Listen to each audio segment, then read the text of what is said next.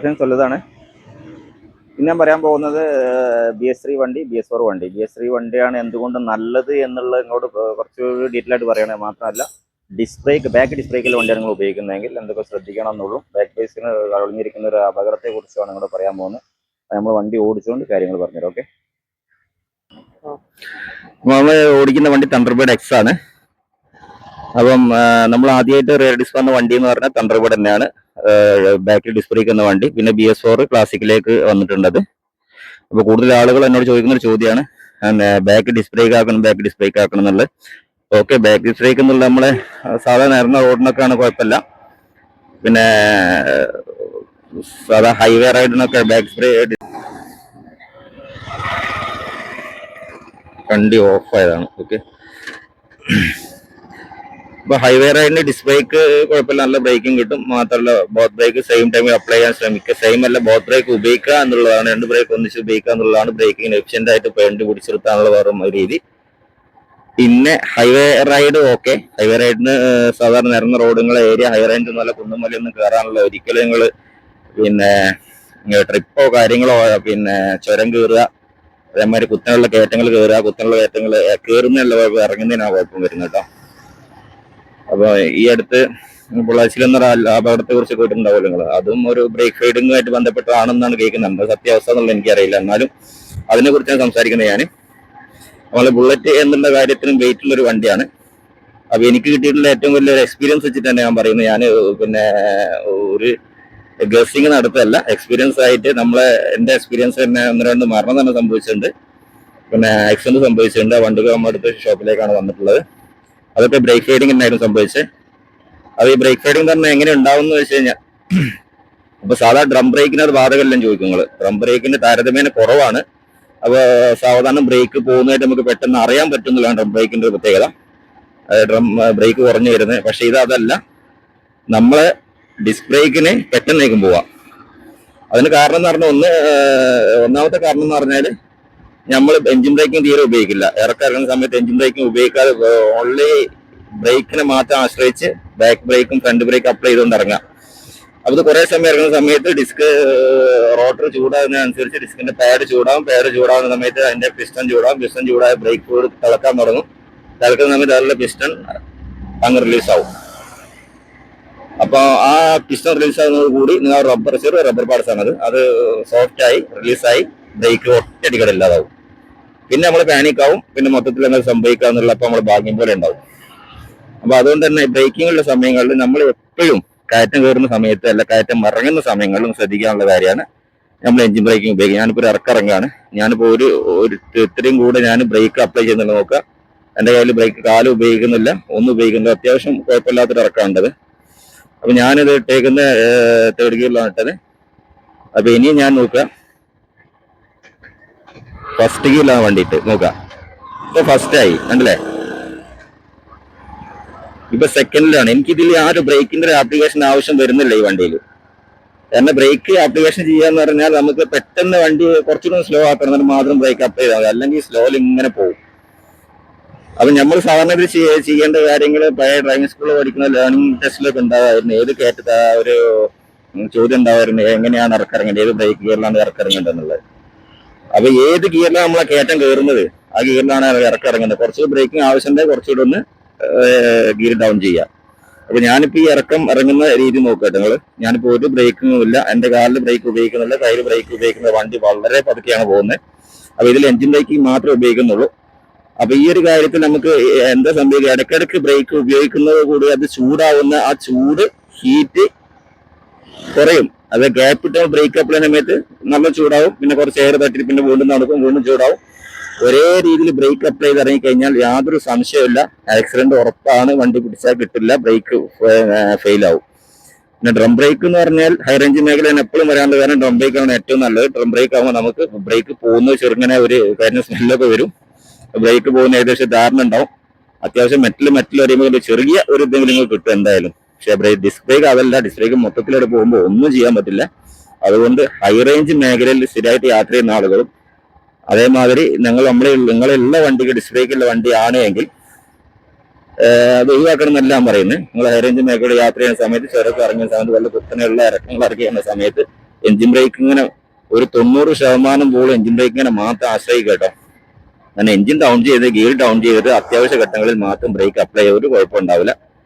പിന്നെ അറിഞ്ഞ് ഉപയോഗിക്കുന്ന ഒരു പ്രശ്നക്കാരനല്ല ഡിസ്ക് ബ്രേക്ക്. അറിയാതെ ഉപയോഗിക്കുമ്പോൾ സാധാരണ ഡ്രം ബ്രേക്ക് ഉപയോഗിക്കുന്ന മാതിരിയുള്ള ആ ഒരു ഉപയോഗമാണ് ഉപയോഗിക്കുന്നതെങ്കിൽ ഈ സാധനം നമുക്ക് പണി തരും എന്നുള്ളതാണ് ഞാൻ ഇത് ചുരുക്കി പറയാനുള്ള കാരണം. അതുകൊണ്ട് എല്ലാവരും ആ ഒരു കാര്യം പ്രത്യേകം ശ്രദ്ധിക്കുക. പിന്നെ ശ്രദ്ധിക്കാനുള്ള കാര്യങ്ങൾ, ഹൈ റേഞ്ച് ഇറങ്ങിയിരുന്ന സമയത്ത് നല്ല എഞ്ചിൻ ചൂടാവും. റോട്ടർ ചൂടാവും. റോട്ടർ ചൂടായി ചിലപ്പോൾ നല്ല പുകഞ്ഞൊക്കെ നിൽക്കുന്ന സമയത്ത് നിങ്ങളിപ്പോ അറിയാത്ത രീതിയിൽ ബ്രേക്ക് അപ്ലൈ ചെയ്ത് നല്ല ചൂടായി നിന്നത് കൂട്ടാം. അപ്പൊ നിൽക്കുന്ന സമയത്ത് നിങ്ങൾ ആദ്യം ചെയ്യല് നല്ല ചൂടാകുമ്പോൾ എവിടെയെങ്കിലും വെള്ളമുള്ള സമയത്ത് റോട്ടറിന് നമ്മൾ ഒഴിച്ചു കൊടുക്കും. അപ്പം ഒരു കാരണവശാലും റോട്ടറിന് നമ്മൾ വെള്ളം ഒഴിച്ച് തണുപ്പിക്കാൻ ശ്രമിക്കരുത്. നോർമൽ ആയിട്ട് കൂളാൻ അനുവദിക്കുക കേട്ടോ. റോട്ടറിൽ വെള്ളം ഒഴിച്ച് കഴിഞ്ഞാൽ തെർമൽ എക്സ്പാൻഷൻ ഉണ്ടാവും, ആ റോട്ടർ പൊട്ടോട്ടെ, ആ ഒരു സംശയമില്ല, റോട്ടറിന് ക്രാക്ക് പോകും. അപ്പൊ അതുകൊണ്ട് ഒരു കാരണവശാലും ചൂടായിരിക്കുന്ന ബ്രേക്കിന്റെ മുകളിൽ നിങ്ങൾ വെള്ളം ഒഴിച്ച് തണുപ്പിക്കാൻ ശ്രമിക്കരുത് എന്നുള്ളതാണ് വേറൊരു കാര്യം ശ്രദ്ധിക്കാനുള്ളത് കേട്ടോ. അപ്പം ഇതാണ് ബ്രേക്കിങ്ങിനെ കുറിച്ച് എനിക്ക് പറയാനുള്ളത്. അപ്പോൾ നമ്മൾ ബുള്ളറ്റ് ഉപയോഗിക്കുന്നവരാരും തന്നെ നമ്മളൊരു അശ്രദ്ധ മുതൽ നമ്മൾ അറിവില്ലായ്മ, അപ്പോൾ ഡിസ്ക് ബ്രേക്ക് നല്ല ഒരു പെർഫെക്റ്റ് ബ്രേക്കിംഗ് ആണ്, ഒരു തെറ്റിദ്ധാരണ, ബ്രേക്കിംഗ് ആണ് ഓക്കെയാണ്. പക്ഷെ ഇതിന്റെ ഒരു ഒളിഞ്ഞിരിക്കുന്ന ഒരു അപകടം ഇതുമൂലം ഉണ്ടെന്നുള്ള മനസ്സിലാകാതെ ഉപയോഗിക്കുമ്പോൾ പലപ്പോഴും നമുക്ക് ഹൈറേഞ്ച് മേഖല ഇറങ്ങുന്ന ഒരു വിഷയങ്ങളൊക്കെ ഉണ്ടാകാറുള്ളത്.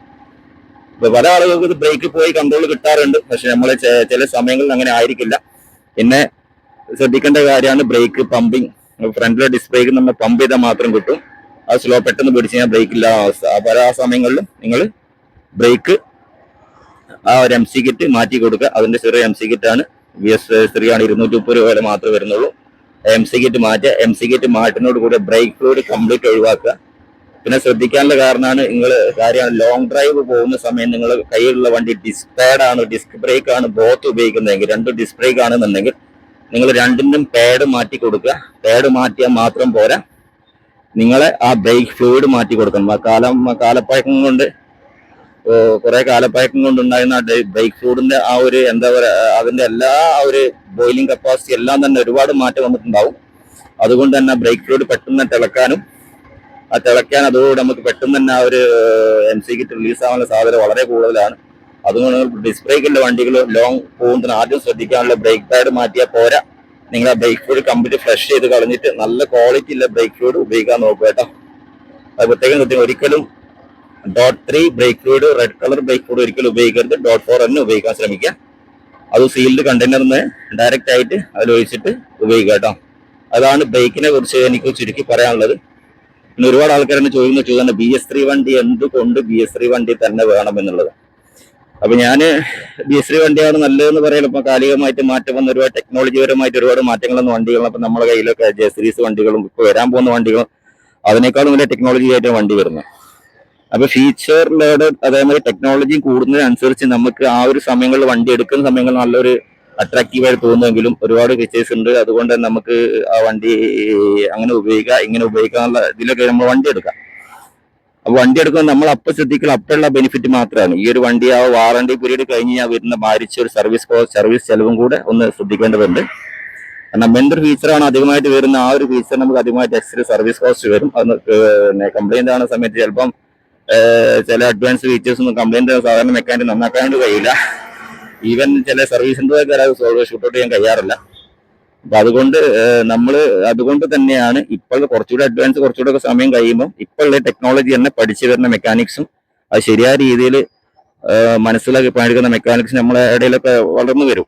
അപ്പൊ ആ സമയങ്ങളിലൊക്കെ അത് ഓക്കെ ആയിരിക്കും. ഇപ്പോഴത്തെ കാലത്ത് നമ്മൾ ഈ ഒരു സമയത്ത് നമ്മൾ ഫീച്ചർ ലോഡർ വണ്ടികൾ എടുക്കുമ്പോൾ ആ ഒരു അമിതമായിട്ടുള്ള ആ ഒരു സർവീസ് കോസ്റ്റ് അത് ഓവറായിട്ട് ഉള്ള ഒരു കെയറിങ് ഒരു വണ്ടി കൊടുക്കേണ്ടി വരുന്ന അവസ്ഥ ഒക്കെ ഈ ഒരു ഇപ്പൊ വരുന്ന വണ്ടികൾക്കാണുള്ളത്. അപ്പൊ ആ ഒരു അവസ്ഥ ആവശ്യമില്ലാത്തൊരു വണ്ടിയാണ് BS3 വണ്ടി എന്നുള്ളത് കൊണ്ട് തന്നെയാണ് BS3 വണ്ടി എന്ന് പറഞ്ഞത്. ഒന്നുമില്ല, കാർബറേറ്റർ എഞ്ചിന് മാത്രമേ കിടക്കുന്നുള്ളൂ. അതുകൊണ്ട് അത്യാവശ്യം എല്ലാവർക്കും പണിത് എവിടെയെങ്കിലും കുടുങ്ങി കഴിഞ്ഞാലും പണിത് ഏതെങ്കിലും വണ്ടി വീട്ടിലെത്താൻ പറ്റും. അത് വലിയൊരു കാര്യമാണ്. സ്പെയർ പാർട്സ് എല്ലായിടത്തും അവൈലബിൾ ആണ്. മാത്രമല്ല BS3 വണ്ടികൾക്ക് എന്താ താരതമ്യം അല്ല എന്ന് പറയുമ്പോൾ ക്വാളിറ്റി കുറച്ച് കൂടുതലുണ്ടായിരുന്നു. പഴയ വണ്ടികൾക്ക് ചില കാര്യങ്ങളിലൊക്കെ. അത് തന്നെ BS3 വണ്ടി എന്നുള്ള ടെൻഷൻ ഫ്രീ ആണ്. മാത്രമല്ല ഒന്ന് രജിസ്റ്ററൊക്കെ ചെയ്ത് എടുത്തു കഴിഞ്ഞാൽ പുത്തൻ വണ്ടി വരെ ഉപയോഗിക്കാനും പറ്റും. താരതമ്യേന ചെലവ് കുറവാണ് കൊണ്ടു നടക്കാൻ. പിന്നെ നമ്മൾ E20 പെട്രോളാണ് വരുന്നത്. E20 പെട്രോളാണ് വരുന്നത്. പഴയ വണ്ടികൾക്കൊന്ന് E20 പെട്രോൾ ഒഴിച്ചിട്ട് കൊടുക്കുമ്പോൾ അങ്ങനെയാവും ഇങ്ങനെയാവും എന്ന് പറഞ്ഞാൽ ആരും പേടിക്കേണ്ട കാര്യമൊന്നുമില്ല. E20 ഒരു കിറ്റ് അങ്ങ് മാറ്റിയാൽ മതി. വലിയ വിഷയങ്ങളൊന്നും അത്ര ആ ഒരു ഭയപ്പെടുത്തിയ വിഷയങ്ങൾ E20 എത്തനോൾ കൊണ്ടൊന്നും നമ്മൾ സാധാരണ ഒരു ബുള്ളറ്റിനൊന്നും വരുന്നില്ല എന്നുള്ളതാണ് വാസ്തവം. ആ മിസ്സിംഗ് വരുന്ന ഒരു E20 കിറ്റ് മാറ്റി കൊടുത്ത് അതല്ലെങ്കിൽ കാർബറേറ്റർ നടക്കൊന്ന് ക്ലീൻ ചെയ്ത് ഉപയോഗിച്ചാൽ മാത്രം മതിയാവുന്നതാണ്. അല്ലാതെ വേറെ വിഷയങ്ങളൊന്നും ഈ എത്തനോൾ കൊണ്ട് വരുന്നതായിട്ട് എന്റെ ഇപ്പോഴുള്ള എക്സ്പീരിയൻസ് ഇതുവരെ വന്നിട്ടില്ല.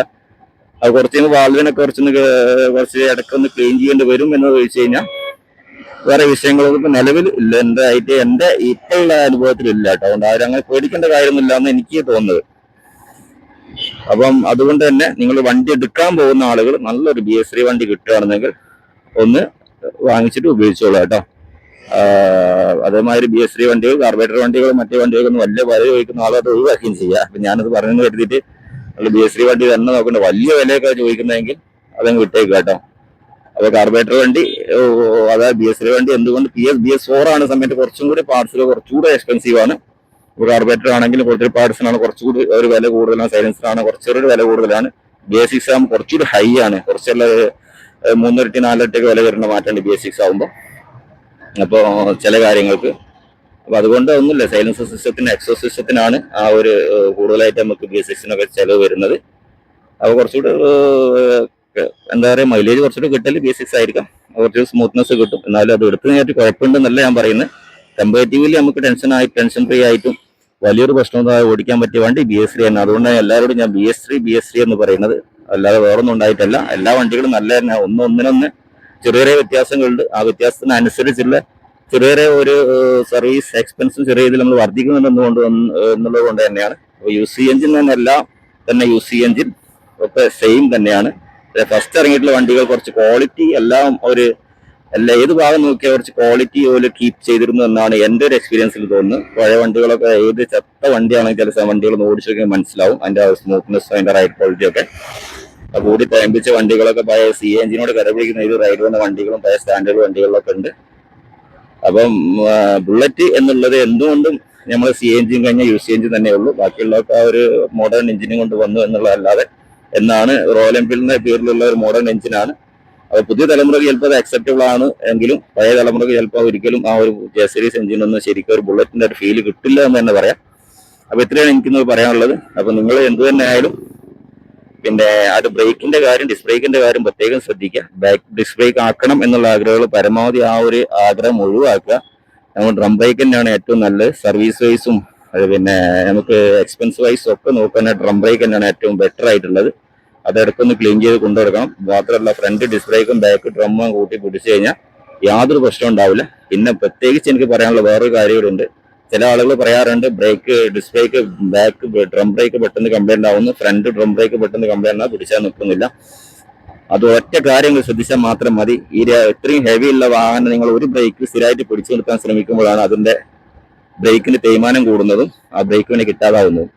അപ്പൊ എപ്പോഴും ഇനി സ്റ്റാൻഡേർഡ് ഫ്രണ്ട് ഡ്രം ബ്രേക്ക് ആണെങ്കിലും ഇനി ഫ്രണ്ട് ഡിസ്ക് ബ്രേക്കിൽ ആഡ് ചെയ്യുന്നതും കൂടെ 2 ബ്രേക്ക് കൂടെ ആ ഒരു വണ്ടിന്റെ ഫുൾ ലോഡും ആ ഫുൾ പവറും ഒരു വീലിലേക്ക് കൊടുക്കാതെ 2 വീലിലേക്കും ഡിസ്ട്രിബ്യൂട്ട് ചെയ്തുകൊണ്ട് വണ്ടി പിടിച്ചെടുക്കാൻ ശ്രമിക്കുക.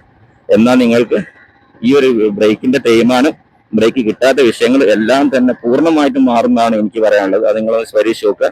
ബ്രേക്ക് ഉപയോഗിക്കുന്ന സമയത്ത് 2 ബ്രേക്ക് ഒന്നിച്ച് തന്നെ പിടിക്കാൻ ശ്രമിക്കുക കേട്ടോ. അപ്പം അടുത്തൊരു വീഡിയോ കാണാം. അതായിരിക്കും. Thanks for watching.